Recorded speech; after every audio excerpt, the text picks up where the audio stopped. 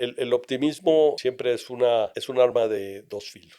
Piensas que el negocio grande es el que viene y el que viene nunca viene. Tu umbral para ser empresario, tu umbral al fracaso tiene que ser muy alto. La posibilidad de que te vayas a caer es toda. Hola, mi nombre es Roberto Paredes y soy el anfitrión del podcast Vivir en Propósito. El objetivo de este podcast es descubrir qué hay detrás de las personas que se atreven a definir y alcanzar su propia visión de éxito. ¿Cómo llegaron hasta donde están? ¿Cuáles fueron sus retos, sus victorias y las historias más enriquecedoras? Cada invitado es seleccionado cuidadosamente para compartir contigo una aventura que te apoye a darte cuenta que todo lo que quieres de la vida está ahí, esperando que decidas tomarlo. Te invito a que todas las ideas de valor que encuentres en cada episodio las escribas en los comentarios, para que así más personas las puedan leer, las puedan aprovechar y usarlas en sus vidas. Aarón Porras, ¿qué haces y por qué lo haces? Bueno, durante toda mi vida yo estudié ingeniería en comunicaciones y electrónica, una carrera técnica. Toda mi vida me dediqué a buscar la tecnología, aunque al poquito tiempo de haber empezado, de haber entrado a trabajar en mi primer trabajo del área de tecnología, que fue en esta empresa Digital Equipment Corporation, comúnmente llamada DEC, ya no existe, pero entré ahí como un ingeniero de servicio, reparábamos computadoras, algunas de ellas que te tenías que meter a la computadora, prender el foquito y arreglar los equipos puntualmente adentro, ¿no? Cuando las computadoras eran habitaciones completas, Eran ¿cierto? habitaciones, sí. Y además, mucha de cuando en realidad la ingeniería era ingeniería. O sea, entrabas y a buscar cambiar el componente dañado. No, muchas veces las tarjetas no existían en México y había que reparar puntualmente. De veras era toda un arte. Entonces, lo tuyo es la ingeniería y la tecnología. Yo fui ingeniero de servicio, pues en realidad poco tiempo, porque duré primero como ingeniero de servicio como 3 años en digital. Y un buen día yo pertenecía a una sucursal, a un branch le llamaban, que cubría parte de la Ciudad de México y tenía un jefe, el ingeniero Hugo Herrera. Y un buen día este hombre me dijo: oye, Aarón, te tengo una buena y una mala noticia. No me digas, ¿cuál es la buena? Que me voy a Monterrey, me voy a cubrir la oficina de Monterrey y el puesto de la gerencia de unidad, se llamaba Unit Manager el puesto, te la vamos a dar a ti. Oye, pues es buena noticia. ¿Y cuál es la mala? Pues que mi vuelo sale hoy a las 12 del día. Ok. ¿Eh? O sea, ni tiempo para pensarlo, para meditarlo, nada. No, pues Nada. nunca en la vida, no sé, estaba todavía chamaco, pues yo te estoy hablando de que esto debió haber pasado en el año del 82, 26 años de edad, ¿no? Acababa de entrar una asistente de Hugo Herrera, Anita Morales, muy amiga de Juan Pablo. Anita se vuelve mi asistente, mi secretaria. Y lo primero que hace Anita es me pide unas vacaciones, no tenía ni un mes, para ir a una boda de Acapulco. Y yo se las di. Ya me andaban corriendo los de recursos Ajá. humanos. Bueno, ahí fue donde empecé y duré en esa posición hasta el año de 1984, enero del 84, en donde renuncié a Digital. Y en diciembre del 83 arranqué mi negocio. Arranqué el negocio en donde competía con la empresa en la que yo estaba. Ofrecí mantenimiento. Todo esto se dio porque uno de nuestros clientes grandes, ya tampoco existe, era el Comité Administrador del Programa Federal de Construcción de Escuela, se llamaba CAPSE. Tenía oficinas en los 32 estados, bueno, 31 estados y el Distrito Federal. Y Digital en el año de 1982 había habido un plan de la creación de plantas de manufactura, puntualmente, para que se construyeran o hubiera manufactura de los equipos localmente en el país. Las empresas como Hewlett Packard, como IBM pusieron sus plantas de manufactura, pero Digital no. Y lo que sucedió fue que en aquel entonces se utilizaban permisos de importación para traer todas las computadoras y las refacciones. Lo que hizo Digital, al no tener eso, le cerraron la frontera, dejó de tener refacciones y entonces a mí me tocaba, yo como gerente de unidad, atendía una sucursal que pomposamente me acuerdo que uno de nuestros jefes, José Luis Pérez Chávez, le puso Greater Republic Branch.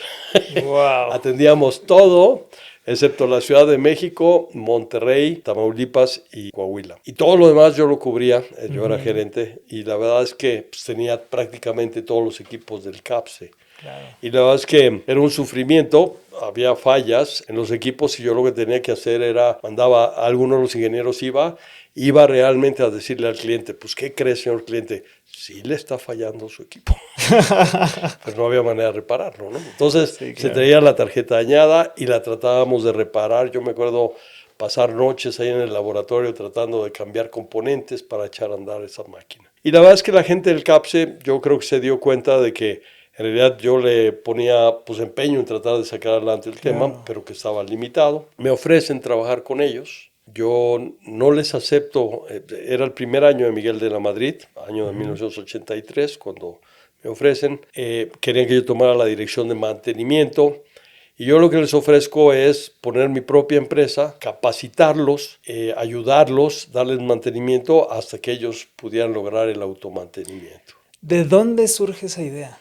Porque no acepto la dirección. Ajá. En realidad mi abuelo materno, déjame decirte que mi abuelo materno fue como mi papá. Yo me crié con mis abuelos hasta los 10 años de edad y él fue el director general del Nacional Monte de Piedad muchos años. Wow. Y siempre desde que yo era chico me decía, en tu vida lo que tienes que hacer es nunca entres en una posición de gobierno hasta que tengas una posición consolidada en el área privada. Es decir, aprende, toma una posición de gobierno y ya que subas en gobierno, ya muévete a la iniciativa privada. No pretendas hacer una carrera en gobierno. Yo tenía el primer año de Miguel de la Madrid. Yo sabía que todos los directores de todas las secretarías de Estado, al salir el presidente, teníamos que presentar nuestra renuncia. Sí. Y eso me generaba un problema de inestabilidad. La verdad es que me daba un poco no voy a decir temor, porque en realidad no era un temor, pero sí algo que no quería enfrentar. Claro. Entonces yo dije, bueno, si yo les doy automantenimiento, creo que podemos, o sea, si los llevo al automantenimiento, creo que puedo arrancar en un año y poder sacar adelante, pues, mi empresa, ¿no? Pero necesitaba socios, ¿no? Necesitaba socios. Y entonces tenía dos compañeros de la escuela que habían entrado también a Digital a trabajar. Uno de ellos invitado por mí, el otro no, pero había entrado por sus propios méritos, casi igual que yo. Uno llamado Rubén Carrillo, que entró por sus méritos, y el otro Roberto Saldívar, que era un buen amigo mío. Y los invité a que formaran parte de la sociedad. Y los dos me aceptaron. Cuando en realidad la cosa ya se puso seria, Roberto Saldívar no aceptó. En realidad se echó para atrás, dijo no, sobre todo su esposa me dijo, Roberto tiene un hijo y necesita ganar dinero, me parece que ustedes son muy aventurados y les deseo la mejor de la suerte, pero Roberto es padre de familia. Wow. Y Roberto tenía hasta diarrea, le dio y todo, entonces Preocupación. se bajó del barco. Y entonces había otro ingeniero, yo creo que uno de los mejores ingenieros que dio Digital, que había salido de la empresa y había ido a trabajar a una empresa franco-canadiense llamada Schlumberger. Hoy todavía existe esa empresa. Y Ramón Cortés, un genio de la electrónica, a él lo invitamos y luego nos dijo que sí. Y así arrancamos Tecnocibernética, que fue mi primera empresa. Esa empresa que formamos un 19 de diciembre de 1983, hasta la fecha existe. Hoy todavía hace pequeñísimas operaciones. En el año del 96, 98, yo generé otra empresa que fue Grupo de Tecnología Cibernética, que digamos fue la empresa que más creció en volumen. Y durante todo ese tiempo, pues he sido empresario. Y me la he pasado en el empresariato, en realidad contratado, estuve un año con la Secretaría de Comunicaciones y Transportes, 5 años con Digital y todo lo demás fue la parte como empresario. Como empresario. Wow. Hasta ahora que tomé, no como socio, me rehúso a ser socio nuevamente de absolutamente nada ni nadie. Ya tengo casi 69 años. Y la verdad es que lo que decidí fue, tomé la dirección general de una empresa de ciberseguridad. Entonces, la verdad es que toda mi vida he estado en la posición de dueño y pues llevando la dirección de la empresa, ¿no? Eso ha sido. Bien, nos contabas la historia de Roberto. En tu hogar, ¿cómo recibieron la noticia de que ibas a emprender? Pues no la recibió bien Marta, mi esposa, porque estaba embarazada ya de 8 meses de Marlingen, mi primera hija, Mar. De hecho, yo formé la empresa 19 de diciembre del 83 y mi hija nació el 15 de enero del 84, ni un mes después, ¿no? Wow. Entonces, a Marta la conocí en el trabajo, ella se encargaba del área de marketing, ella renovaba contratos, nos hicimos novios y nos casamos. Y ella renunció un poquito después que yo, ella renunció en el mes de marzo del 84, solamente por el tema de la maternidad, pero no regresó a trabajar ya a Digital después de que nació mi hija. Ese había sido un arreglo. Y ella lloraba y decía, ¿cómo es posible que tú dejes un empleo en donde tienes un ingreso seguro, en donde tienes un futuro en una empresa transnacional que va a crecer, que va a comerse el mundo y al final de cuentas vas a dejar esa posición por una aventura? La verdad es que 5 años después Digital desapareció y mi empresa continuó, ¿no? Mira, nada más. ¿Y qué pensabas tú en ese momento cuando escuchabas esas palabras? ¿Qué había en tu mente? La verdad es que no le hiciera caso a mi esposa, pero si le hubiera hecho caso a mi esposa no hubiera hecho nada. Yo siempre digo que hay caracteres que sirven para medir, para poder tomar el riesgo, y hay caracteres que no aceptan un fracaso. A mí me parece que mi familia política, Marta y sus hermanos, desde mi particular punto de vista, por su manera de ser, es dificilísimo que llegaran a ser empresarios. De hecho, lo han intentado y nunca lo han logrado, pero nunca lo han logrado porque su umbral al fracaso es muy pequeñito. Y la verdad es que yo cuando fracaso, en realidad no siento el fracaso, es decir, yo no me deprimo. La verdad es que digo, pues no pasó, pues bueno, no pasa nada, ¿no? Y seguimos adelante. Y la verdad es que en el camino siempre yo pensaba que las cosas podían salir bien. ¿Qué era lo que pensaba cuando iba a nacer mi hija? Primero, nunca pensé que fuera a nacer mi hija, como que a lo mejor es una estupidez de mi mente, pero no traslapó el nacimiento de mi hija, el no ingreso de manera recurrente y la pérdida del trabajo, ¿no? Porque yo renunciaba, ni siquiera liquidación me llevaba. Es más, Claro. Teníamos ahí en la empresa, nos daban auto, y yo pues dejaba el auto, ¿no? Por ejemplo. Y entonces mi esposa tenía coche, un Pacer, de esos carros bastante espantosos que había, y empezamos reparando los equipos de cómputo con las herramientas, que no era más que un desarmador de cruz y un desarmador plano, y una Bueno. llave del carro de mi esposa. Con eso íbamos a arreglar los primeros equipos los primeros 2 meses. Guau. Hasta que nos pudo dar el CAPSE un anticipo y pudimos comprar nuestra primera herramienta de trabajo, nuestro primer maletín de trabajo. O sea que en ceros, sin liquidación, sin sueldo, sin coche del trabajo y con 2 desarmadores. Y sin dinero. Y sin Porque, dinero. a ver, yo tenía una tarjeta, me acuerdo una tarjeta de Banamex, que me la terminaron cancelando por, primero, falta de pago y la sobregiramos, ¿no? Pues Claro. con eso comprábamos los boletos de avión y todo. Atendíamos toda la República. Había que visitar toda la República y nuestro plan era visitar toda la República 4 veces. Era mantenimiento trimestral. Ok, que 4 por año. Sí, en cada lugar, en cada capital de estado. ¿Y cuántos lugares eran? 32. Ah, claro, los 32. 32 estados, Los 32 32. jefaturas de zona se llamaban. El que me hizo muy fuerte toda la vida, y sobre todo en el inicio de mi carrera, fue mi suegro. Cuando me faltaba dinero, él me prestaba. Y así fue como sacamos adelante. Siempre le pagué todo, ¿eh? Siempre. Maravilloso. ¿Cómo eran esos primeros días de incertidumbre? Te voy a decir nuestro primer día. Nuestro primer día nos juntamos en mi departamento a esperar que nos llamaran los primeros reportes. Y el primer día no tuvimos una sola llamada. Entonces nos veíamos la cara todos.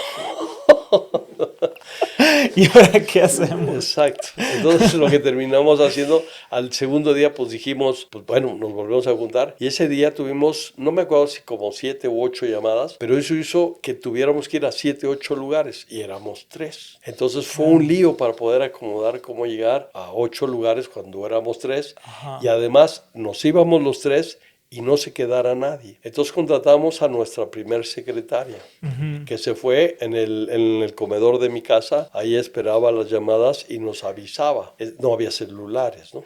Usábamos Viper.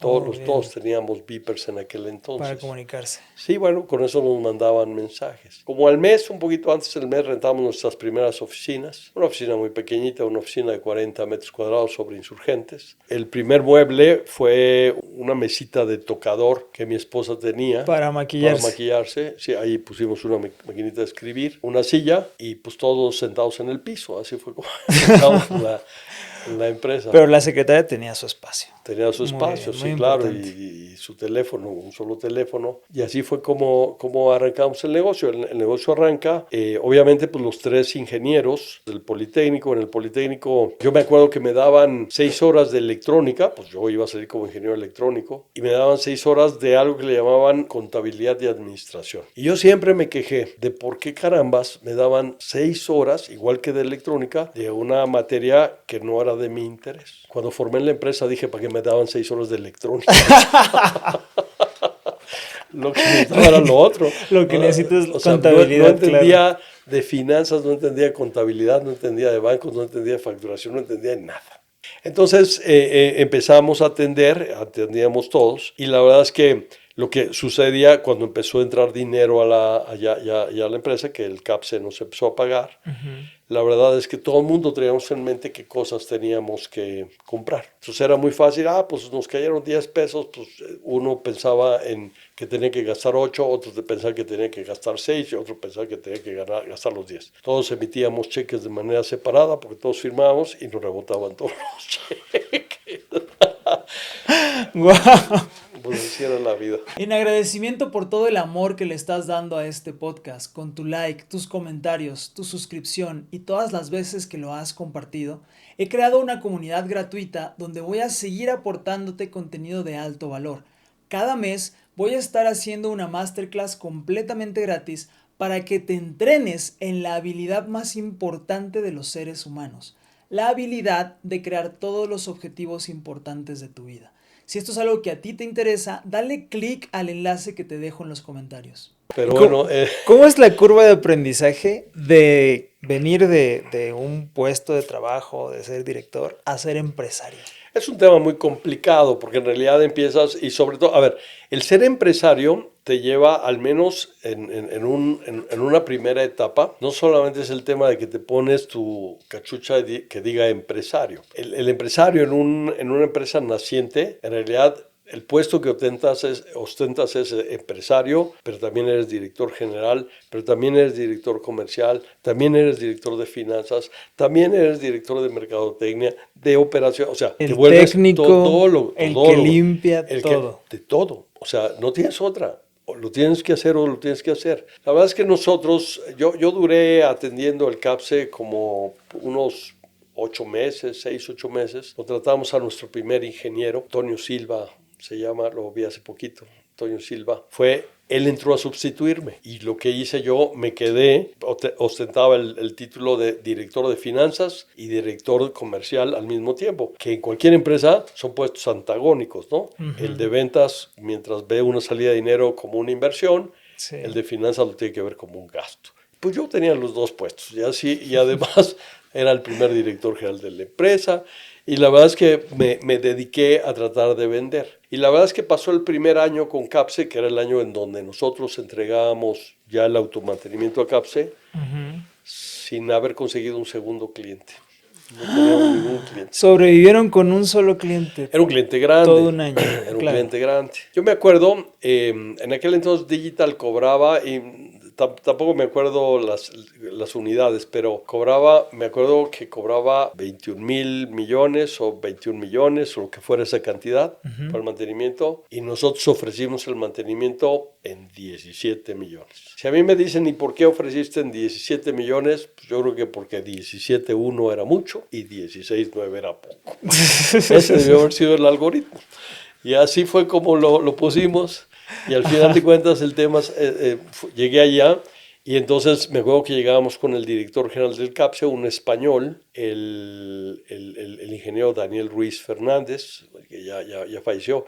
Ese ingeniero, junto con el que era de administración, el ingeniero Francisco de Pablo, otro español, egresados o que vinieron con el tema de los niños de Puebla, de España. Ellos hicieron la alberca olímpica, ese techo de la alberca olímpica, yeah. Ambos ingenieros civiles. Y entonces me dijo el ingeniero Ruiz, Daniel Ruiz, que era el director general, me dice, a ver muchachos, ustedes son 3. Todavía estaba Roberto Saldívar en la sociedad, pero ese día no fue, estaba enfermito, y ese día fue cuando nos dijo que se bajaba, ¿no?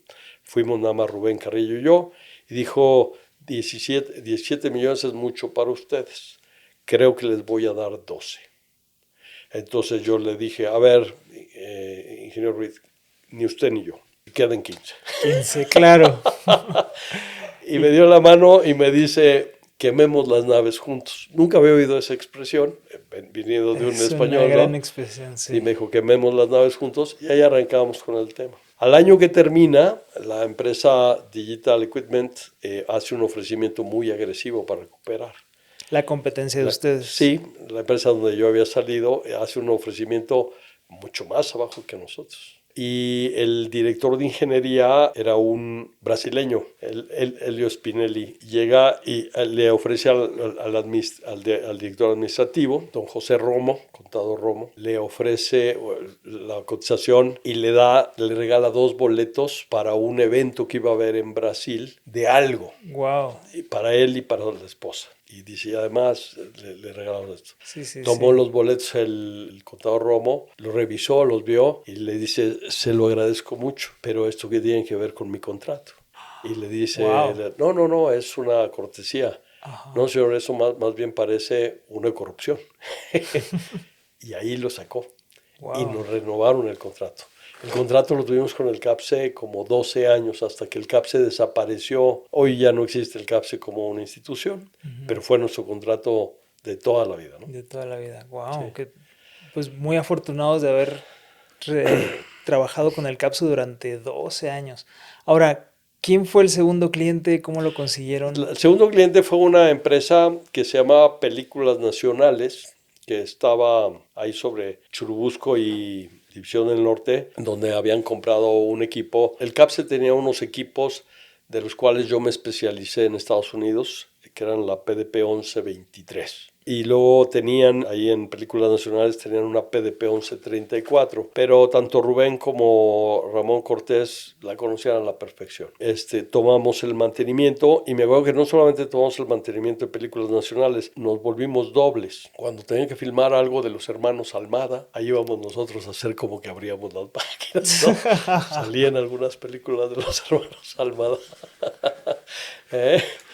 Pero fue muy divertido. Yo en realidad dejé de ser ingeniero de servicio, te digo, antes del año. Y ya nada más me dediqué a la parte administrativa. Y así me la llevé toda mi vida. Nunca más regresé a la parte ingenieril. Nada más fui ingeniero durante los 3 años iniciales. Luego fui gerente, que ahí seguí operando como ingeniero. Luego el año o menos del año con Tecnocibernética, mi empresa. Y desapareció mi parte técnica, ¿no? Me volví más comercial, más administrador. Entré a tomar primero en el año 1986, entré al IPADE y tomé el programa de alta dirección, el D1. Después de cursarlo salí de ahí, no sé por qué me dio por la escuelita y me metí al ITAM a estudiar el diplomado de finanzas. Terminé, que duró 9 meses, luego terminé el diplomado de finanzas y ahí en el mismo ITAM me seguí con el diplomado de mercadotecnia. Que digamos, esa fue mi preparación con la cual pude entender muchas cosas de la empresa. De lo que estaba ocurriendo. Sí, a ver, yo no me hago a la idea de una persona, de un director general o de una persona empresaria que no entienda al menos las bases puntuales de la parte financiera, de la parte contable, de la parte de mercadotecnia, porque en realidad el mundo te va a comer. Si ejerce, si necesitas seguir en la escuelita después de que te metiste como empresario, sí o sí. Eso es importantísimo. ¿Cuáles son los retos más grandes de dirigir comercial y financieramente una empresa? Mira, en realidad el tema es muy sencillo. La fuente y el fundamento de una empresa es lucrar. Y la fuente tiene que ser en la parte comercial. O sea, el tema comercial termina siendo un asunto que debes de ponerle todo el foco porque lo que requieres en realidad es que ese dinero entre a la empresa. Los financieros, en realidad lo que tienen que hacer es engrandar esas utilidades lo más que se pueda. Pero la parte alta de un estado de resultados es en realidad vanidad, es decir, cuánto facturas. La realidad es la parte baja, ¿no? Tus utilidades. Entonces, lo que tienes que hacer, y es por ejemplo un error que cometen muchos o que cometemos muchos empresarios, es que tú puedes tener una planeación. Yo no he visto en ningún año de mi vida, ni en ninguna empresa, yo hoy soy consultor de 6 empresas, estoy en el consejo de administración de otras 6 empresas, Y yo nunca he visto en el arranque de un año un pronóstico de ventas y un pronóstico de estado de resultados de una empresa para el año que el dueño no sea millonario al final del año. Nunca he visto.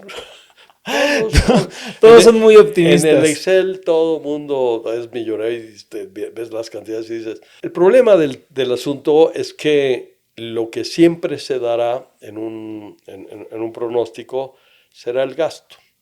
Eso es un tema certero. Es más, es muy poco probable que disminuya y existen posibilidades de que aumente, pero las ventas no. Las ventas tienen una variabilidad muy alta. El problema de todo esto, que termina siendo importante, es que los empresarios no alcanzan a reaccionar cuando en realidad el tema comercial se está cayendo. Yo aprendí, por ejemplo, en IPADE, y eso fue algo que lo aprendí sobre todo en las continuidades. Después de que tomas el programa, te puedes ir metiendo todos los años a la continuidad. Yo salí 86, 87, pero continué en el IPADE hasta el año 2000. Entonces, yo aprendí que en realidad en un esquema debes de hacer algo que le llaman el presupuesto base cero. ¿Qué es el presupuesto base cero? ¿Cuánto hace el presupuesto al revés? Si yo gano 0 pesos, ¿de qué tamaño es mi gasto? O sea, si mi gasto es de tal tamaño, ¿cuánto dinero necesito? Si lo que yo pretendo ganar de utilidad de una venta es el 10, el 20, el 30, lo que sea, esa es la cantidad que será puntualmente lo que me quedará como utilidad bruta, por lo tanto mi costo será tanto y mi ingreso será tanto. Tienes que hacer tu proyecto al revés y entonces ya tienes definido de tal manera que abajo aparece 0. Ya que tienes 0, lo que tienes que definir en el día 0, o sea, cuando estás arrancando, es qué pasaría si vendieras 10% menos de lo que tienes previsto. A eso se le llama presupuesto base -1. Si vendo 10%, obviamente la parte de abajo será roja, tendré un número negativo. Lo que tienes que saber en ese momento es dónde vas a tocar, en tu gasto, porque tu costo se estima que será el mismo costo y tu costo está referenciado a tu venta. Si bajan las ventas, va a bajar tu costo, pero tu utilidad bruta bajará proporcionalmente. Entonces tu gasto, si se mantiene, pierdes. Claro. Entonces, ¿qué debo de bajar de mi gasto? Normalmente las empresas que nos dedicamos a servicio, en donde lo primario es la venta de la gente, lo que tienes que tocar es gente. Cada vez que tocas gente en una empresa de tecnología, pues tocas certificaciones, tocas curvas de aprendizaje, experiencia, ¿no? Sí. Entonces, pero tienes que saberlo, tienes que decir, si por alguna razón disminuyera el 10%, tendría que tocar esto. Y cuando dices tengo que tocar esto, es ahora relaciónalo gente. Pues tiene que salir perenganito, fulanito y todo. O sea, tienes que decir desde el día 0. Y tienes que llevar todavía más crítica la operación a un presupuesto base -2, si vendes el 20%. Si vendes abajo del 20%, es difícil que tengas una utilidad, un EBITDA, una utilidad generada por el negocio. Empresas que generan 20% son empresas poquitas en el mundo. Entonces, abajo de 20 seguramente no hay manera, ya que bajes en costos, tienes un problema ya muy serio. De igual manera tienes que irte a tu presupuesto base +1. ¿Qué pasa si vendo el 10%? ¿Dónde invierto? Claro. O más 20. O sea, si eso no lo planeas desde el principio, tus posibilidades de que las cosas te salgan diferente a como las estás planeando, te puedo garantizar que son todas. O sea, la gente termina aventándose unos presupuestos irreales que nunca van a ser realizables, y la verdad es que el empresario promedio, y te puedo decir yo fui uno de esos, yo lo aprendí a la mala, piensas que el negocio grande es el que viene, y el que viene nunca viene. Nunca llega. Nunca. ¿Cuáles son las lecciones más grandes en tu carrera de emprendimiento? Una es el tema de que el optimismo siempre es un arma de 2 filos. El filo bueno es que te va a llevar a que cada vez que de alguna manera te caigas, tengas resiliencia y puedas levantarte.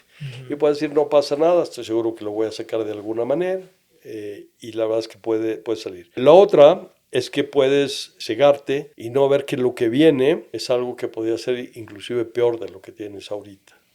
Si eso no te das cuenta, en realidad tu futuro será triste. A mí me parece que entre las cosas que yo viví fue justamente eso. O sea, el siempre en mi línea de optimismo, no distinguir el optimismo de que hoy me estaba pasando algo mal, pero nunca poder alcanzar a ver más allá de lo que pasaba hoy y poder prever qué es lo que venía, ¿no?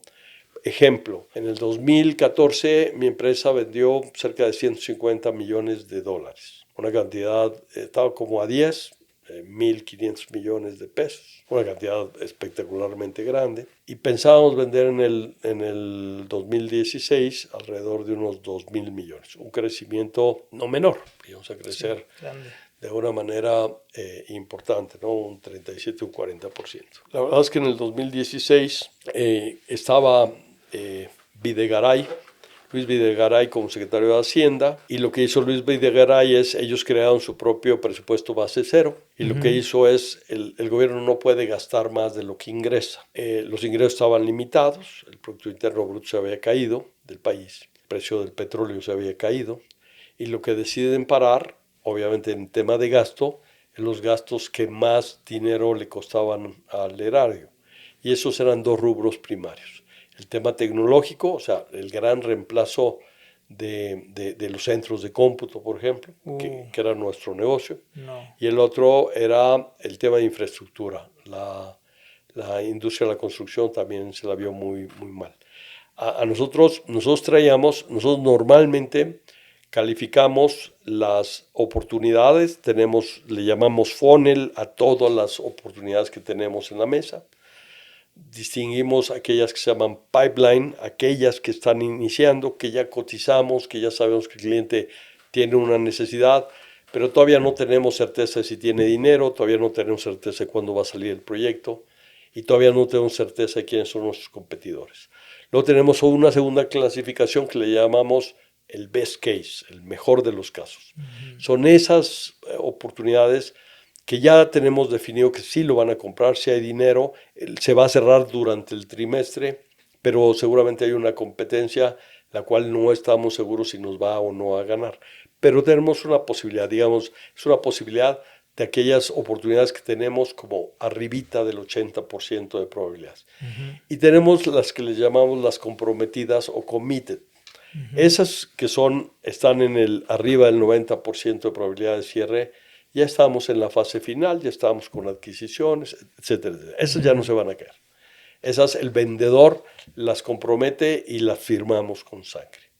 Nosotros en el 2016 teníamos 22 oportunidades comprometidas, que nos llevaban a llegar a la cifra que teníamos presupuestada de 2.000 millones. Y de las 22 se cayeron las 22. What? No vendimos ni una. De ellas se cancelaron nosotros, en mi tema optimista, dije, no, se postergó nada más. 2017 es el año, se cancelaron 4 porque pues, se cancelaron por diferentes motivos, nos quedaban 18. Ajá. Y de las 18 en el 2017 vendimos ninguna. No. ¿Y ahí qué haces? A ver, estábamos hechos y la empresa había cambiado, se había vuelto soberbia. Solamente atendíamos proyectos muy grandes y en los proyectos muy grandes los fabricantes nos veían viendo proyectos de muchísima envergadura. Habíamos instalado penales federales, habíamos ganado el monitoreo nacional del Instituto Nacional Electoral, o sea, traíamos proyectos en las manos muy grandes, toda la nómina y toda la fusión de la Secretaría de Gobernación. Justo te quería preguntar, ¿a qué te refieres con los proyectos grandes? Pues proyectos de envergadura compleja, de muchos millones de pesos, muchos. O sea, por ejemplo, el tema de los penales, hicimos el penal de Michoacán y hicimos los penales concesionados que sacó Calderón, los equipamos, 17,000 dispositivos instalamos en cada penal. Yo tuve en cada penal más de 1,000 personas trabajando. Y este era el penal de Michoacán, en La Ruana, donde empezaron las autodefensas. De hecho, a 12 superintendentes de ahí de La Ruana, del penal de La Ruana, los mataron. Ay, no. Sí, mi gente tenía que dormir, rentamos campers y adentro del penal, que estaba rodeado por Policía Federal, ahí trabajaba mi gente. Es terrible el tema. Vaya. Pero, y el otro estuvo en Durango, cerca de Gómez Palacios, y cada penal lo facturamos en $50 millones. O sea, a eso solamente le vendimos 1,000 millones de pesos, estaba como a 10 el tipo de cambio en aquel entonces, ¿no? Era una cantidad bestial esos eran los proyectos grandes, ¿no? Okay. El INE fue un proyecto de $27 millones, ¿no? El tema de fusionar, cuando entró Peña Nieto, que desapareció la Secretaría de Seguridad Pública que traía García Luna y la fusionó con Gobernación, esa fusión y esa integrar absolutamente todas las nóminas y toda la operación en un solo lugar, un proyecto de $30 millones con Gobernación, o sea, proyectos muy grandes, pero los proyectos de $1,000,000, de $500,000, ni les hacíamos caso. Claro. Cuando cierra Videgaray todos los proyectos de 30, de $50 millones, pues los de abajo no los veíamos, ni sabíamos que existían. Y los fabricantes ni nos veían a nosotros atendiéndolos, ¿no? Claro. Y nos quedamos sin vender nada. Fueron años terribles. Vendimos en el año del 2016, que esperábamos vender 2,000 millones de pesos, terminamos vendiendo como 750.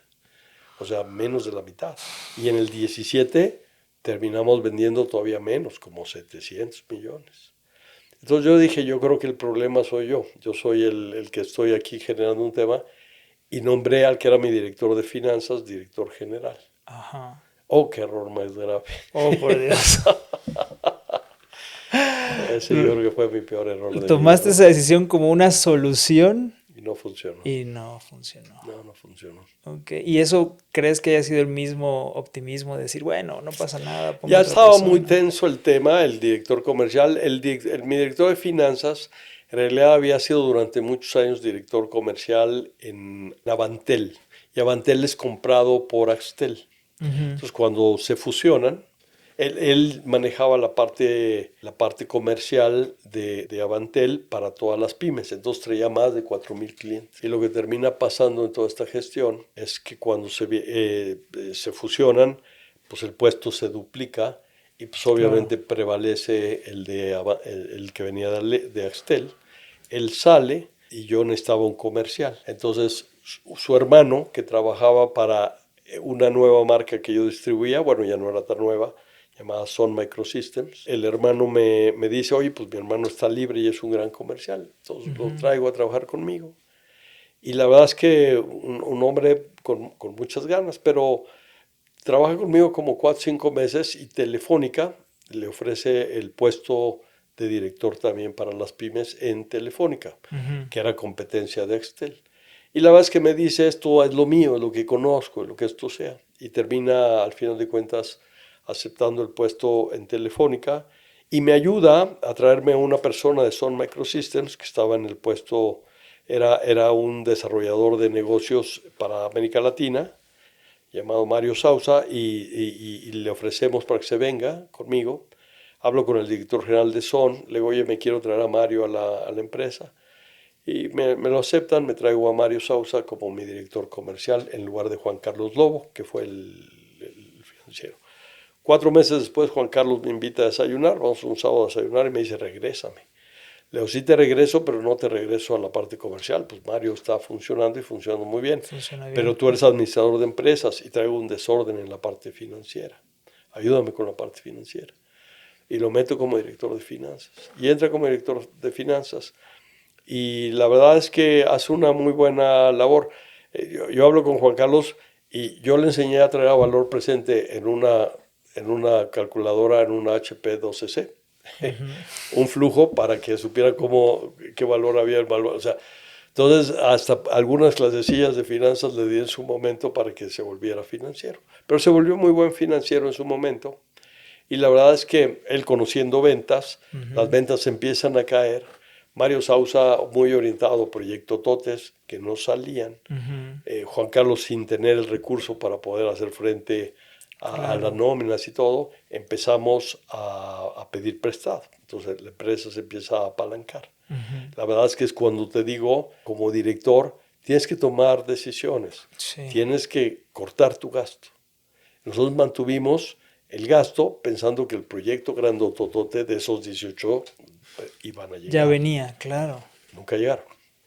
El caso está en que pues, pagar la nómina de un grupo grandote cuando no tienes los proyectos y no tienes el ingreso, la verdad es que te va a llevar a una situación compleja. Sí. Esa fue la razón por la que pongo en noviembre del 2017 a Juan Carlos. Juan Carlos traía, decía, es que el orden de ventas está incorrecto y quién sabe qué.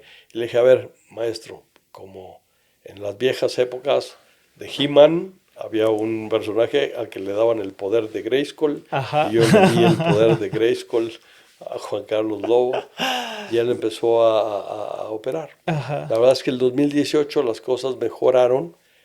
No fue un año de pérdida, pero tampoco de ganancia, pero traíamos pérdidas acumuladas importantes. 19 de nuevo fue un año complicado y en el 20, el 1 de marzo del 20 necesitábamos capital fresco. Aparece un inversionista que quería quedarse con la empresa y yo le ofrezco venderle.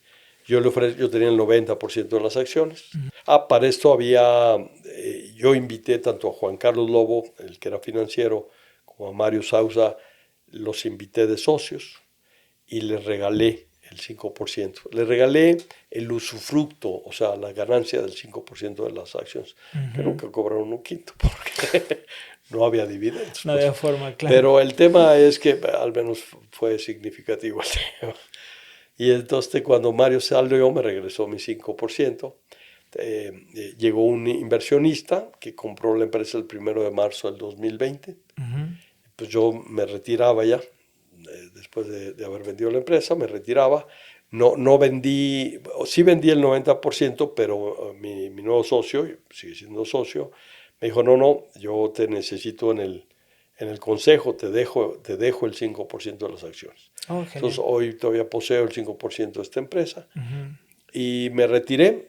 Bueno, en realidad nos retiramos todos porque esto ocurrió el 1 de marzo del 2020 y el 15 de marzo todos nos fuimos a nuestra casa por la pandemia. Claro, ¿no? sí, fue la pandemia. El 20. Entonces, pues yo estuve fuera de circulación todo el 20 y pues el 21. Y mi socio, el de Tecno, me pidió que regresara, que ayudarle, porque pues había despedido a todo lo que se pareciera al pasado, ¿no? A Juan Carlos Lobo. Y les compró las acciones a ellos dos, a los otros dos socios. Y la verdad es que no quedaba vínculo entre el pasado y lo que pasaba ahorita. Había muchas renovaciones, muchas cosas pendientes. Entonces yo regreso a darle un poco de orden a la casa. Y como le doy un poco de orden a la casa, en la parte comercial, renovamos lo que haya sido. Yo uno de los consejos que traía, era con IQSEC, que es la empresa que hoy dirijo, y el dueño de IQSEC, Israel Quiroz, me ofrecía, y vente Aarón, y vente, y ayúdame a dirigir, y dirige. Yo decía, no, Israel, mira, un barco no tiene dos capitanes, ¿no? Y la verdad es que no puedo tomar la dirección estando tú ahí y la verdad es que no te vas a mover. No, sí me muevo, me hago un lado y lo que sea. No, hasta que en junio del 2023 le acepté y entré el 1 de junio como director general. Desde ahí es la posición que hoy ocupo. Y sí se hizo a un lado. Wow. Es más, el día que llegué a su oficina, lo primero que tenía era una cajita en su oficina con sus cosas y se salió de su oficina para dejarme la oficina. Sí. ¿Cuál es la diferencia entre mi empresa y ahora soy el director de la que antes era mi empresa? En esencia te podría decir que podría ser un tema a lo mejor de toma de decisiones. La respuesta es no. A ver, yo nunca he sido una persona absolutista, es decir, de decir mi decisión es mi decisión.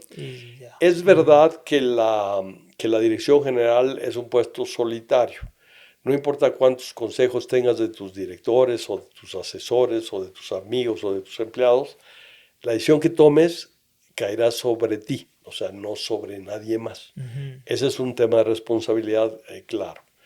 Y yo creo que en realidad, aunque pues yo era el socio mayoritario, aunque yo tenía la gestión sobre mi empresa, nunca en la vida tomé una decisión que no tuviera un consenso. tomar una decisión por mis polainas, No. nunca lo he hecho en mi vida. Y no lo hago no porque me dé miedo tomarla, sino porque en realidad entiendo que puede haber puntos de vista distintos a los míos que podrían ser muy, muy correctos Muy de valiosos. considerar. Hoy que estoy como director general, en realidad mi sensación no cambió un ápice. El que sea, alguien me dice, no, pues ahora eres empleado, ahora las quincenas, sonríes. No, maestro, sigo estando igual de preocupado porque es mi responsabilidad. Claro. Claro. ¿No? Si el barco se hunde, ¿a quién van a voltear a ver? Sigo siendo yo, hoy, y es más, hoy toda la operación pues recae en mí. Yo sí quité a Israel de toda la operación. Él es un hombre muy creativo, él se dedica a la parte de desarrollo de nuevos productos y toda la parte operativa es un tema que hoy traigo. La verdad es que aunque no soy socio, ni seré, aunque me ofreció Israel en su momento, ni seré, la verdad es que no siento un cambio. Es decir, me siento exactamente igual que cuando estaba en mi empresa. Genial, ¿no? Sí, genial, sí. genial. ¿Cuáles son las decisiones más difíciles que te ha tocado tomar? Fíjate que las decisiones más difíciles tienen que ver sobre las personas. Es un tema muy complejo. Yo no tengo una mala sensación cuando tengo que sacar a alguien de la empresa. Es decir, que me duela la panza, algo así. Al principio sí, pero porque en realidad malinterpretaba el tema. Pero una de las cosas que termina ocurriendo, y siempre ocurre así, cuando hay una persona que tiene que salir de la empresa, esa persona no tendrá futuro en mi empresa o en la empresa donde estoy. Entonces mantenerla dentro de la empresa es un tema muy injusto para esa persona. Claro. Porque si la mantengo por no sacarla, pues le voy a quitar cuánto tiempo, el tiempo que tarde, ¿qué quiero hacer? Que se vaya porque ella decida salirse, y si no lo hace, todo el tiempo que estará conmigo me generará perjuicio y esa persona será perjudicada también. Por supuesto. No crecerá, no aumentará salario. Entonces, la verdad es que cuando una persona tiene que salir, es un buen momento para poder tomar decisiones de salida. Es como en la vida, ¿no? Los matrimonios a veces no funcionan, pues se tienen que separar las personas, porque si no dañan a los hijos o cosas así. La empresa es igual.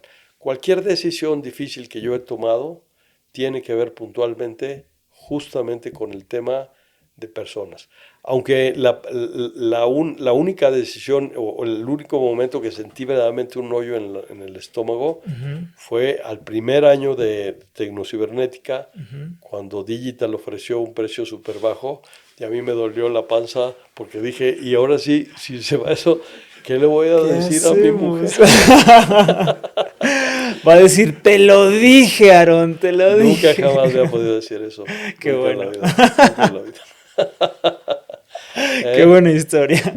Por ahí tienes una historia también muy buena de cuando entraste a la empresa de tecnología, que habías estado en 4 entrevistas de trabajo. ¿Nos puedes contar esa historia?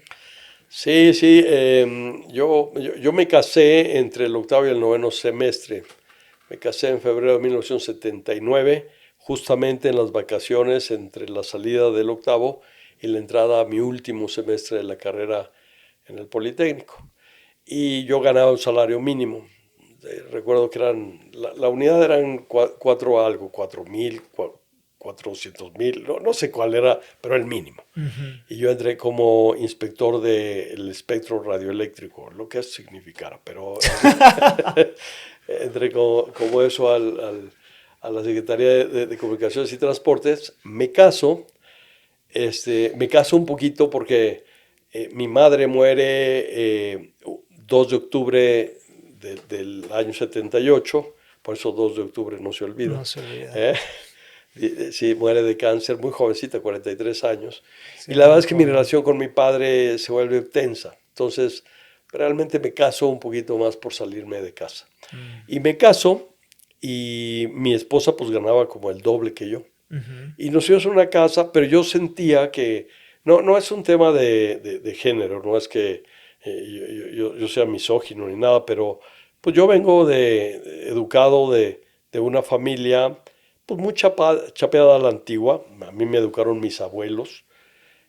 mis abuelos maternos. Mi abuelo nació en 1897 y mi abuela en 1900. Wow. Entonces, en realidad, pues me educaron. Yo viví mis primeros 10 años de vida en Veracruz y me educaron puntualmente los papás de mi mamá. Uh-huh. Ellos tenían una manera de ver la vida de lo que veían los viejitos de hace 2 siglos, Claro, ¿no? de 1900. Y yo entendía que el hombre era responsable de la casa. O sea, no porque no quisiera aceptarle a mi esposa el dinero, pero yo sentía que era mi responsabilidad sacar adelante la casa y los gastos de la casa y el súper y la luz y el agua. Era mi responsabilidad.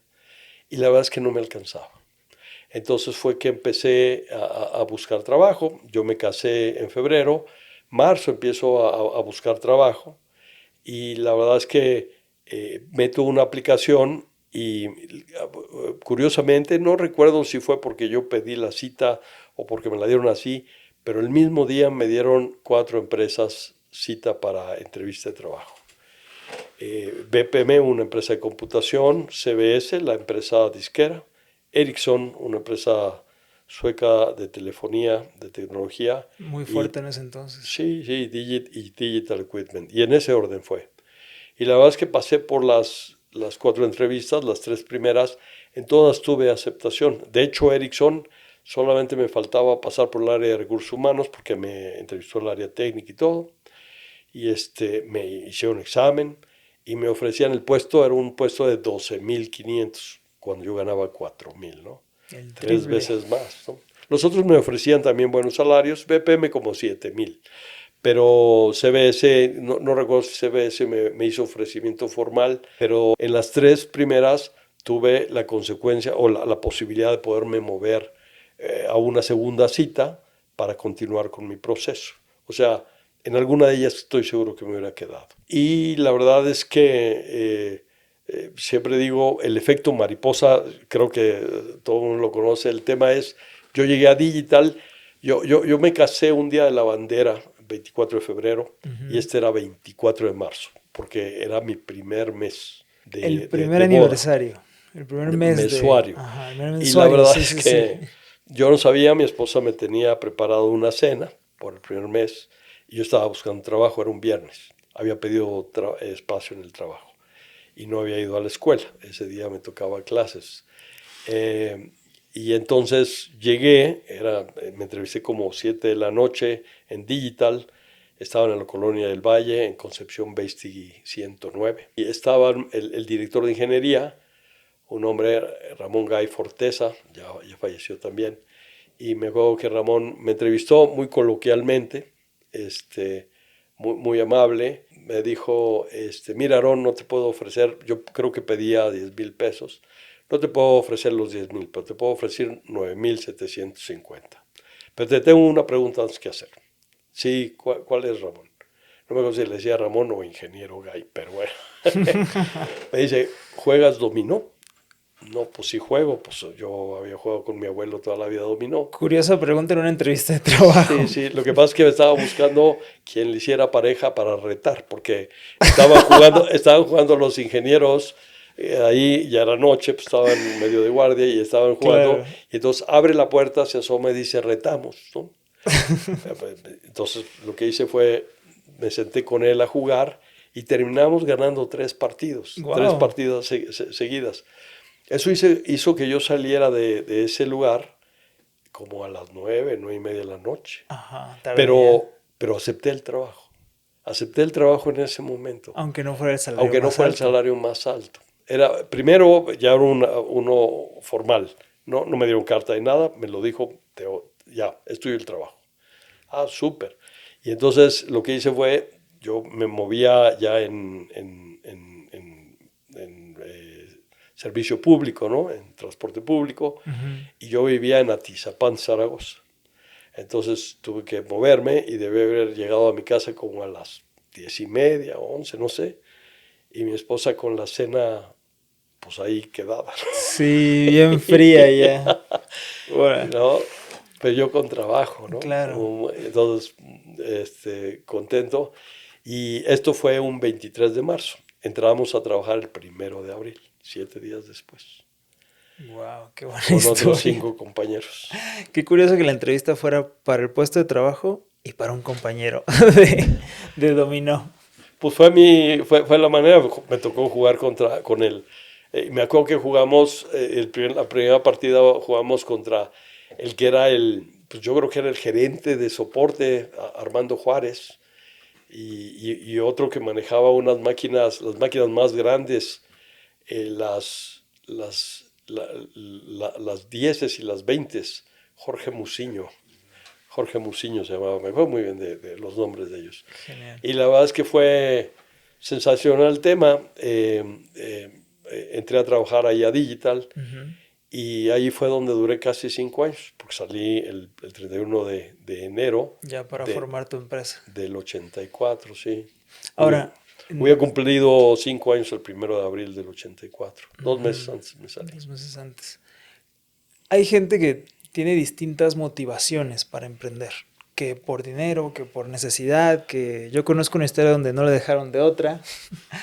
¿Tú por qué emprendiste? ¿Cuál es la razón? ¿Qué era lo que te movía para emprender? La verdad es que yo te podría decir, te mentiría que yo te dijera que mi motivación fue porque fue mi sueño de haber creado. La verdad es que es un tema de oportunidad. Yo sentía que en realidad había mucha displicencia de parte de la empresa de Digital y de la gente que dirigía la empresa.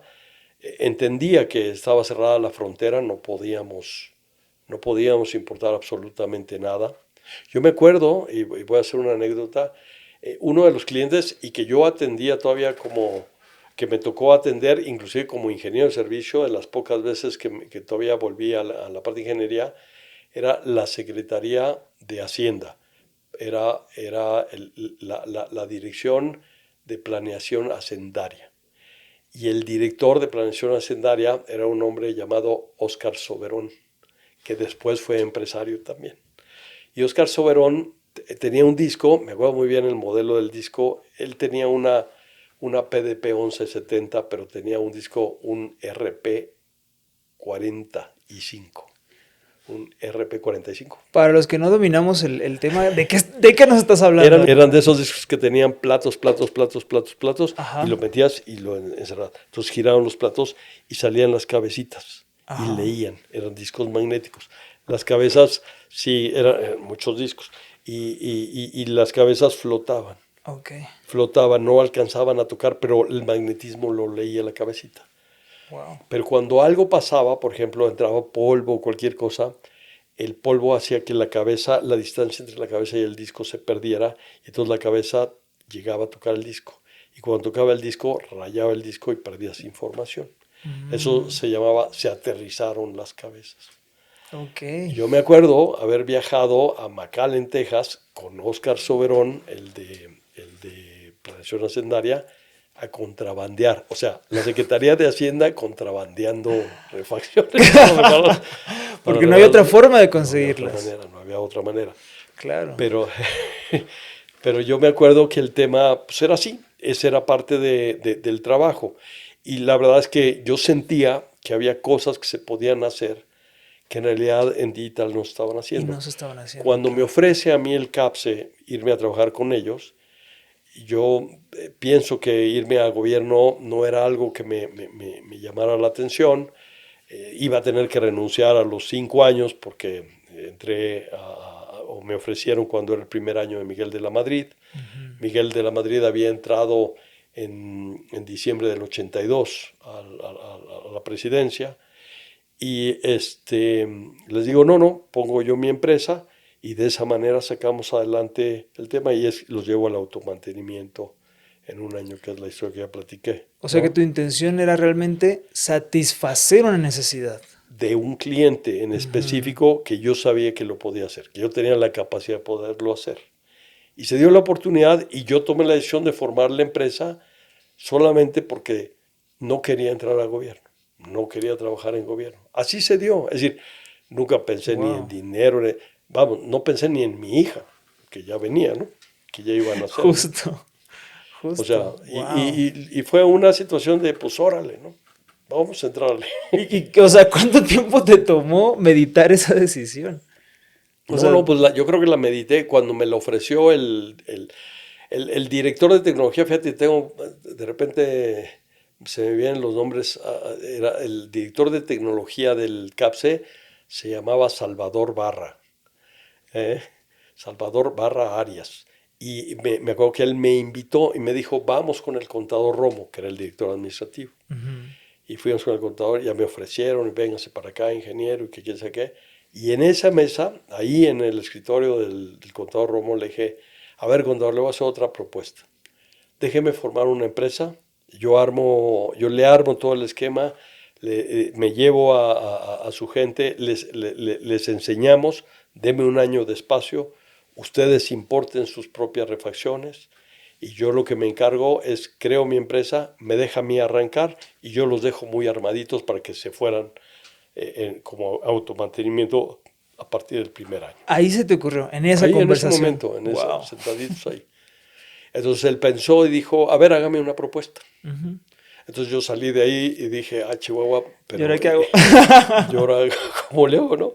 Entonces te digo, los que trabajaban en digital, dos compañeros del salón, de la Ujú. escuela, pues eran los más cercanos que podía invitar, y además los dos buenos ingenieros, ¿no? Claro. Son a los dos que invito a ser mis socios, ¿no? Uno se me raja y pues bueno. Hay un punto muy importante que me gustaría mencionar, que muchas veces la gente no se atreve a dar el paso, ya sea emprender o invitar a esa persona que te gusta a salir o lo que sea, por las dudas. Duda de que no sé si va a salir bien, no sé si voy a poder, no sé si seré capaz, no sé si voy a salir bien o voy a salir mal. Un montón de dudas que empiezan a invadir a la gente que les detiene de avanzar. Una de las cosas que me llamó mucho la atención acerca de la información que amablemente me estuviste pasando fue que tú me decías, pues es que yo simplemente iba y hacía las cosas. O sea, no era de que yo creyera que no podía hacerlo. ¿Nos puedes contar más de eso? Sí, fíjate que mi abuelo materno, me decía que ser temerario o ser audaz eran dos palabras que podrían tener un mismo significado. Y él decía, pero no.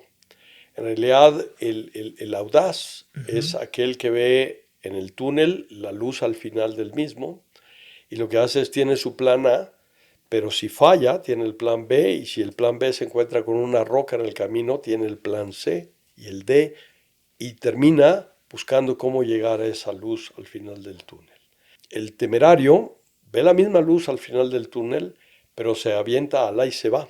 Mm, En mi generación nos aventamos como el como borras, el ¿no? borras. ¿No? Ahorita nos cuentas por qué lo borras. Se aventó el borras era una serie de televisión de hace muchos años de una familia pobre donde el jefe de familia era un taxista que se llamaba, le decían el borras, y hacía puras locuras, pero se aventaba ala y se va. Y Claro. entonces todo el mundo te decía, no, no te avientes como el borras. Entonces se volvió una frase que ha pasado generaciones. Sí, Mucha gente mi no sabe generación la usa y no sabes ni por qué. por eso, porque hubo una serie de televisión donde el borras era, en YouTube la puedes encontrar seguramente alguno de los capítulos. Y el tema es, yo creo que la gente temeraria, el problema de cuando arrancas es que yo creo que mi hermano me decía, ¿cuál es la clave de tu éxito? Lo que para él significara éxito, ¿no? Yo estoy seguro que para mi hermano, que es un hombre más materialista, el éxito, yo creo que lo relaciona con dinero, o sea, Ujú, ganar mucho dinero. ujú. Para mí eso no es el éxito, pero el tema del éxito, el que este sea, yo creo que tiene muchas aristas, no es una ni dos, o sea, pero yo sí digo que hay dos muy puntuales en las cuales yo basé el hecho de poder haber sacado adelante mi empresa. La primera que no puede faltar es que tu umbral para ser empresario, tu umbral al fracaso tiene que ser muy alto. La posibilidad de que te vayas a caer es toda. O sea, no hay manera que no lo hagas. Es más, si nunca lo hicieras, nunca serías empresario. El empresario es aquel que tiene la capacidad de resiliencia, la capacidad de reponerse. Y si no logras reponerte, no puedes ser empresario. Esa persona que tú mencionas, que duda, que no sé si me vaya a salir y todo, no tiene posibilidad de ser empresario. Nunca lo será. Yo lo digo y lo veo de repente con algunos conocidos que en realidad tratan de poner empresas en donde a la primera cierran. ¿Y por qué cerrar? No, pues es que creo que no voy a vender. Creo que no voy a vender, Dios querido. O sea, si esa es tu figura, está complicadísimo, ¿no? Alguna compañera de la escuela me dijo, a ver, Aarón, tú que eres empresario, voy a vender mi casa y con el dinero voy a poner un restaurante. ¿Qué me recomiendas? A ver, Ofelia, que no vendas tu casa, no pongas el restaurante, porque así no se pone una empresa. No es, o sea, tú piensan que si pones un restaurante, ese día se va a llenar de gente y te vas a volver rico. No es así. No O funciona sea, así. entonces yo te digo, la primera cosa es un umbral al fracaso muy alto, que si no lo tienes no podrás ser empresario. Y en mi caso, déjame decirte que la segunda, que para mí fue muy importante, fue mi altísimo grado de ignorancia. Si hubiera sabido Wow. en aquel entonces lo que hoy sé, quién sabe qué empresa hubiera puesto si la hubiera puesto, ¿eh? O sea, la verdad es que yo me enfrentaba a no sabía qué. A la Ahí estaba incertidumbre. la luz al final del túnel. Pues lléguele, maestro. ¿Cómo? Pues como el Borras. Y así. Y Claro. la verdad es que hoy yo no le digo a los empresarios que, que no se avienten, o sea, hay gente que debe tener el conocimiento y que pone una empresa que debe ser exitosa, pero el tema del fracaso, eso es inobjetable, que lo debes de tener tu umbral muy alto. Y yo lo que más bien diría es el tema o lo que debe prevalecer en un empresario que se jacte de ser empresario es un sentido común que en realidad se ejerza. Ya Ok. ves que dicen que el sentido común es el menos común de los sentidos. Sí. Eso es real, pero por eso es que no todo el mundo puede ser empresario. Ser empresario es un don. O sea, el empresario es un don que los que creemos en Dios, Dios nos los dio. Y nos los dio de manera muy puntual, como se lo dio al que canta, como se lo dio al que baila o al que pinta. O sea, entonces, además es una obligación para los que tenemos el don empresarial y yo me jacto de tenerlo porque tuve una empresa o he tenido una empresa y hoy tengo una empresa muy exitosa que dirijo. Ese don es un don que debes de ejercer, debes. O sea, la humanidad te lo pide, Claro. porque hay mucha gente que al final de cuentas dependerá de ti. Yo tengo un demonial de personas que trabajaron conmigo para mí, que hoy me las encuentro y me las encuentro en buenas posiciones, en buenos lugares, y no hay nadie que no tenga un buen recuerdo de cuando trabajamos juntos. Yo hoy aprovecho, y lo digo a lo mejor de mala manera, porque no debería ser la palabra, pero aprovecho esa relación para tener una ventaja puntual en algo de lo que estoy haciendo con mi empresa, lo que esto sea, ¿no? Es mi Ujú. contraparte en otra empresa, en un proveedor, en un fabricante, en un cliente, y me consideran, porque me consideran a mí, consideran mi persona. Y me Wow. siento muy bien de eso, ¿no? Muy bien. Wow. ¿Cuál tú dirías que es el hábito o el secreto o la clave o aquella cosa que tú no parabas de hacer para forjar este camino? Algo que tú digas, yo creo que esto que yo estuve haciendo me apoyó muchísimo a crecer y a seguir avanzando. Yo te puedo decir que las empresas no se hacen ni por el nombre, ni por el acta constitutiva, ni por las paredes del inmueble donde contiene a la empresa. En realidad las empresas se hacen con gente y la gente termina siendo el ente, el activo más importante de cualquier empresa. Es decir, las personas que para ella laboran serán las que te den o no el éxito. Entonces, para mí, yo siempre pongo en la espina dorsal, en la parte más alta de mi pirámide, a mi grupo de colaboradores. O sea, a todos, desde la persona de limpieza hasta el nivel más alto que pueda platicar. Yo uno de los hábitos que siempre hice desde el día uno que formé la empresa es todos los días yo llegaba a la empresa normalmente temprano, antes de las 9, 8:30, lo que fuera, y pasaba lugar por lugar. Al principio era un solo pisito y lo fuimos creciendo y cuando llegamos a ser físicamente en la empresa 350, 400 empleados, Digo, no llegaban todos a la misma hora que yo, pero pasaba uno por uno y los iba saludando. Y me fijaba mucho, por ejemplo, en el nombre. Entonces me aprendía los nombres de prácticamente todos mis colaboradores. Y entonces siempre, hola fulanito, ¿cómo estás? ¿Cómo estás? Y yo me acuerdo que siempre, y siempre lo hago, recuerdo un poquito de que esa persona, que a lo mejor era un ingeniero, que a lo mejor era un mensajero, ¿vale? Había hecho alguna actividad el día de ayer. Oye, ¿cómo te fue entregando las cosas en tal cliente? Entonces, yo, yo siempre sabía que les alegraba el hecho que yo supiera que él existía. O sea, Claro. yo, el director general de la empresa, sí sé que mi persona, que la persona existe, cómo se llama, y entonces eso me servía, por supuesto, un tema de relacionamiento. Yo sentía que era un tema motivacional para mi gente, pero a mí me servía mucho para tener información de primera mano que me resolvía cosas en el día. Era Claro. invariable que yo pudiera recibir una llamada de algún cliente. Oye, tengo un tema así, supe que estuvo ayer Juan Pérez y sé que te arreglaron y sé que te debemos esto. Entonces el cliente se sentía bien sabiendo que yo tenía la información de primera mano lo que acababa de ocurrir, ¿no? O puntualmente me decía, no, pues es que el cliente ayer se enojó porque llegamos tarde, porque yo hablaba con el cliente, oye, sé que ayer mi gente llegó tarde, lo que sea, y entonces me permitía de alguna manera tener un relacionamiento correcto con la gente. Ese hábito, yo no sabes qué grandes satisfacciones me ha dado en la vida. Por ejemplo, la gente que salía de la empresa por la razón que fuera que tenía una mejor oferta, lo que haya sido.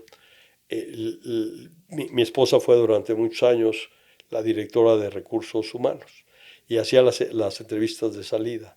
Ujú. Y no sabes la cantidad de veces que mencionaban, es que el ingeniero Porras venga y nos salude y nos pregunte y todo, es algo que verdaderamente me genera mucha satisfacción. Y la verdad es que la gente se va con mucho cariño. Hay mucha gente que yo siento su cariño, su aprecio, por el hecho de que pues, siempre he estado pegados a ellos, ¿no? Wow. Es un hábito que yo siempre tuve, ¿no? Me encanta, me parece muy valioso. Lo mencionas muy bien. Finalmente es la gente la que produce el, lo que entrega la empresa. Y es algo maravilloso. Y me recuerdas mucho la historia del yogur de Chobani, que el dueño de Chobani, que es un yogurcito muy famoso, dice lo mismo que tú. O sea, lo más importante es la gente que trabaja conmigo. Y cómo yo les puedo servir para darles el mejor espacio, el mejor lugar para que se puedan desempeñar de la mejor manera. Y él tiene la fama de que empleaba incluso a gente indocumentada. En Europa ya ves que luego hay gente que se mueve de país a país, Sí, sí. y muchos indocumentados, mucha gente que no estaba legalmente en los países donde él tenía sus empresas, él les daba oportunidades y...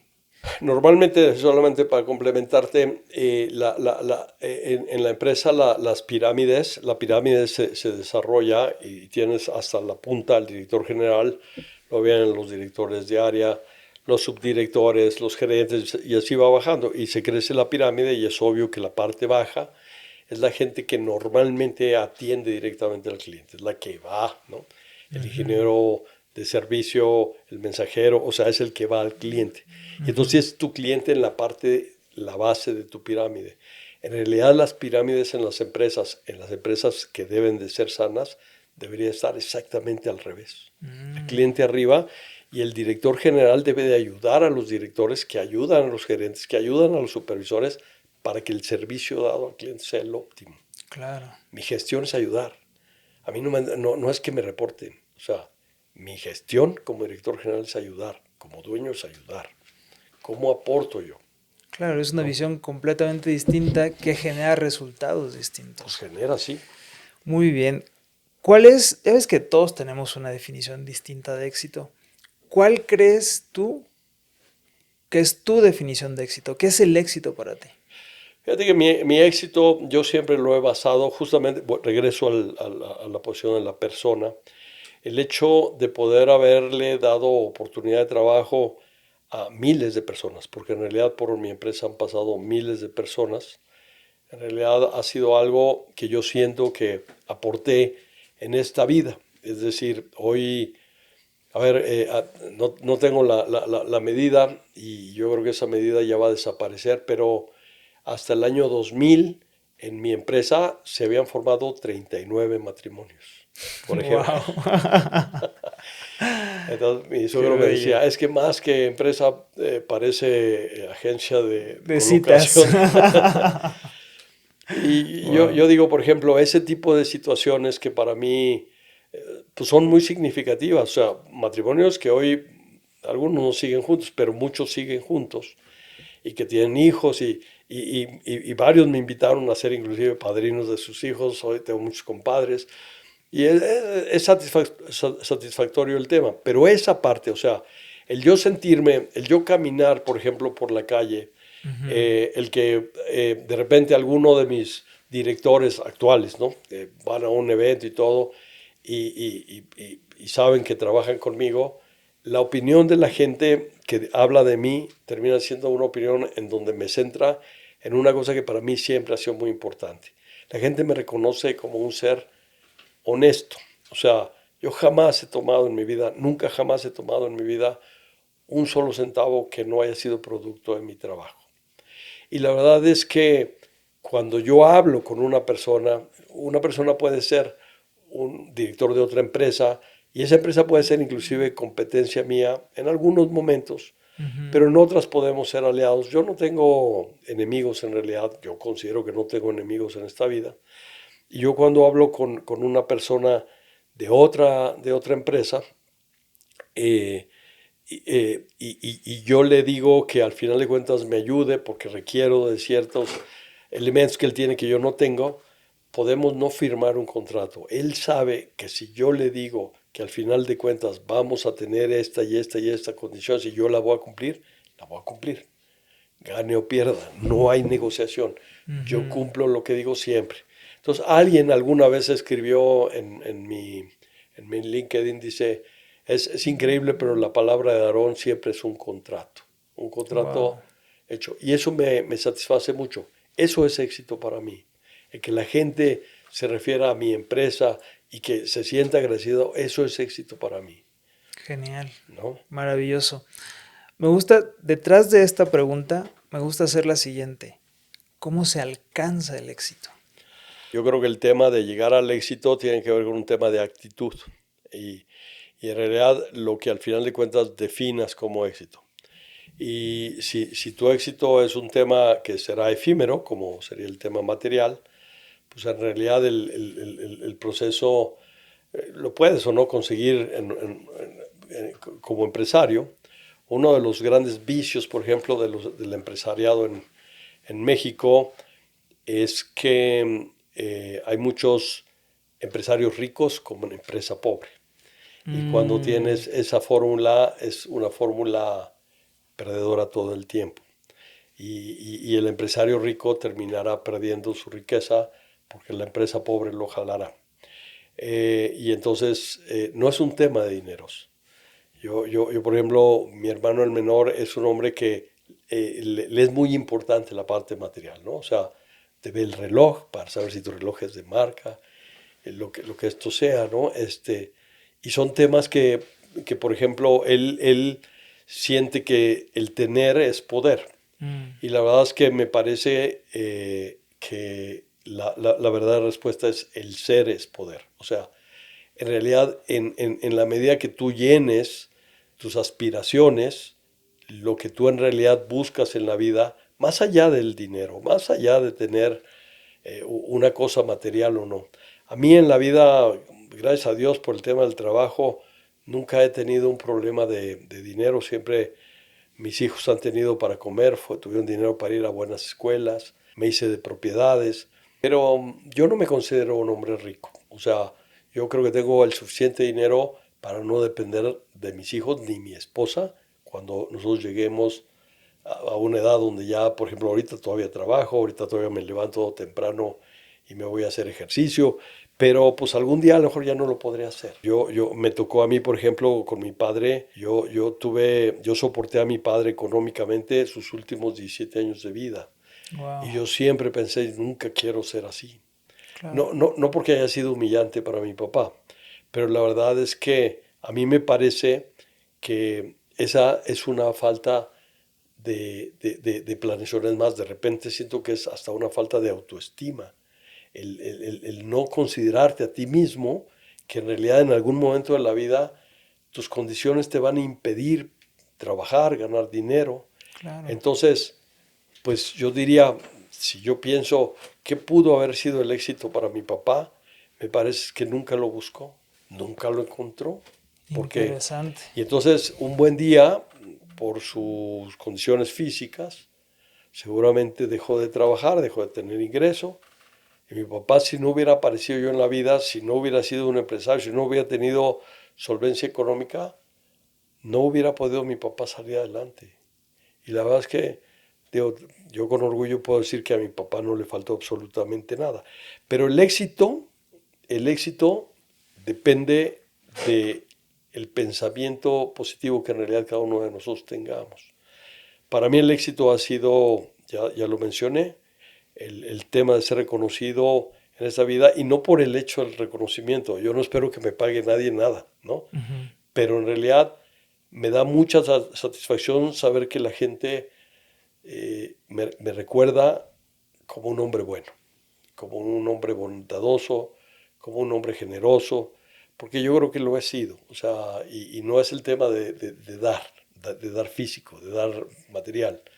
Es el tema de dar la mano cuando alguien lo necesita. Ujú. Y cómo llegas a eso es un tema de actitud, ¿no? Si no tienes actitud, no hay manera que sobresalgas. Si no tienes aptitud, pues puedes entrar a un curso, puedes aprender.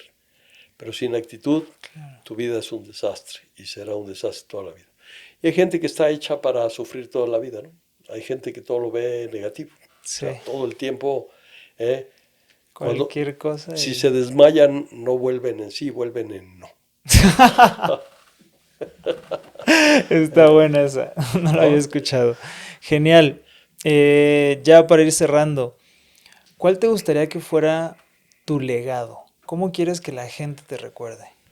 Pues o sea, reiterativo, yo quiero que la gente me recuerde como una persona que al final de cuentas buscó cómo ayudar, cómo sacar adelante las cosas para tratar de hacer que mi comunidad o la gente con la cual yo tenía contacto tuviera una mejor posición, una mejor vida, ¿no?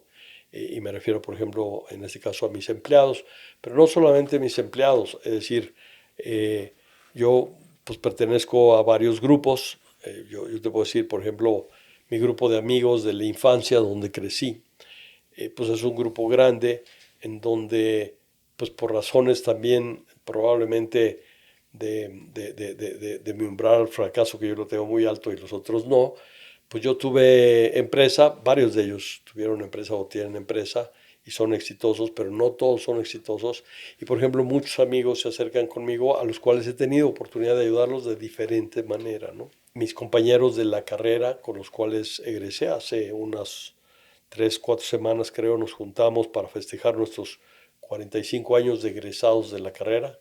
Salí en el 79, ¿no? Julio del Wow, se 79. dice fácil 45 años. Sí, 45 años.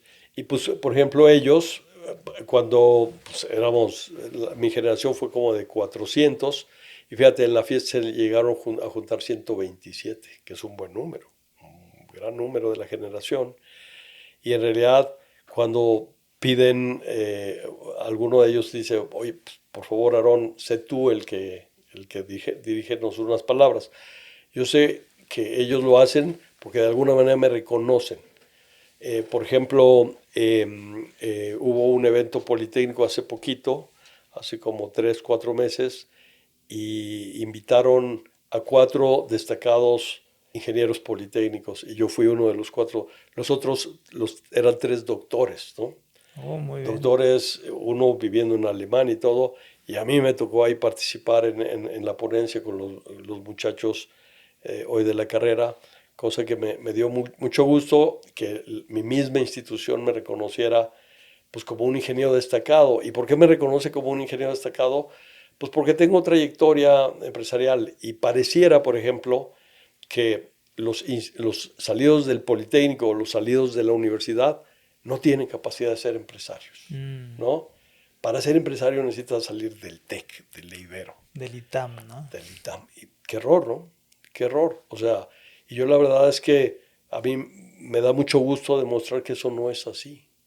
Que en realidad los egresados de las escuelas públicas de México, que son grandes universidades, tenemos toda la capacidad de ser tan empresarios como cualquier otro. Es más, hasta más empresarios. Porque lo que sí nos enseña en nuestra carrera es a remangarnos, en nuestra escuela es a remangarnos las mangas de la camisa y ponernos a trabajar desde abajo. Claro. Que otras escuelas no lo hacen, ¿no? No lo hacen. Esa es la historia. Muy, muy grande. Muchas gracias. Gracias por estar acá. Entiendo que tu agenda está llenísima. Te agradezco de verdad que hayas tomado unas horas y hayas venido a contarnos tu historia. Y grandes, grandes lecciones nos estás dejando. Y de verdad te lo agradezco. Gracias por abrir tu corazón y contarnos cosas tan íntimas, tan personales, que seguro que le van a servir de mucho a la audiencia y los va a inspirar a seguir moviéndose y a seguir creciendo. Ojalá, mira, ojalá, porque yo creo que este país, a pesar de lo que estemos viviendo en la parte política, lo que sea, México sigue siendo grande y seguirá siendo grande. Y la verdad es que yo creo que lo que hace falta en México es gente honesta, porque gente buena y gente honesta yo creo que habemos muchos, y gente que tome los riesgos para hacer que este país crezca, que desarrollemos, que seamos una potencia mundial, porque el talento existe. O sea, hoy seguimos siendo exportadores de mano de obra calificada. O sea, para bien o para mal nos siguen contratando los gringos todo el tiempo, ¿no? Y prefieren mexicanos que de cualquier otra nacionalidad. Aunque sea triste la razón, es porque en realidad el mexicano es un hombre trabajador, es un ser que le mete alma, corazón y vida a lo que hace, ¿no? Ojalá le sirva a alguien de algo esto que hemos platicado, y en la medida que pueda seguir colaborando, con mucho gusto, Roberto. Genial, muchísimas gracias, de verdad, de corazón, muchas, muchas gracias por estar acá, por compartir. Y por último, ¿hay manera en que la gente pueda ponerse en contacto contigo? Claro. ¿Por dónde? Pues me pueden hablar, mi teléfono lo tienes, compártelo, Okay. mi correo lo tienes. No, me falta. Si quieres, me lo pasas y lo compartimos. Sí, con gusto. Perfecto. Ahí está el WhatsApp, ahí está el teléfono. Como me quieran hablar, con todo gusto yo contesto. Muy bien. Pues muchas gracias. ¿Redes sociales? Sí, bueno, tengo X, tengo Facebook, poco lo uso. ¿Cómo? Ay, jole. Sí, sí, te las doy porque no sé cuál es mi usuario. Bueno, Aarón Porras tal vez salga por ahí. No, debe ser A Porras, yo creo. Sí, pero Porras, ahorita lo buscamos. Genial. Sí. Perfecto, pues terminamos. Gracias por llegar hasta el final del video. YouTube impulsa los videos que reciben likes, comentarios y suscripciones, mostrándoselos a más gente. Así que también te doy las gracias por tu like, tus comentarios y por haberte suscrito, ya que gracias a tu interacción es que podemos llegar a más personas y seguirlas inspirando a alcanzar la vida de sus sueños. Por último, te invito a que te des una vuelta al canal porque ahí tenemos más entrevistas que estoy seguro que van a aportar grandísimo valor a tu vida.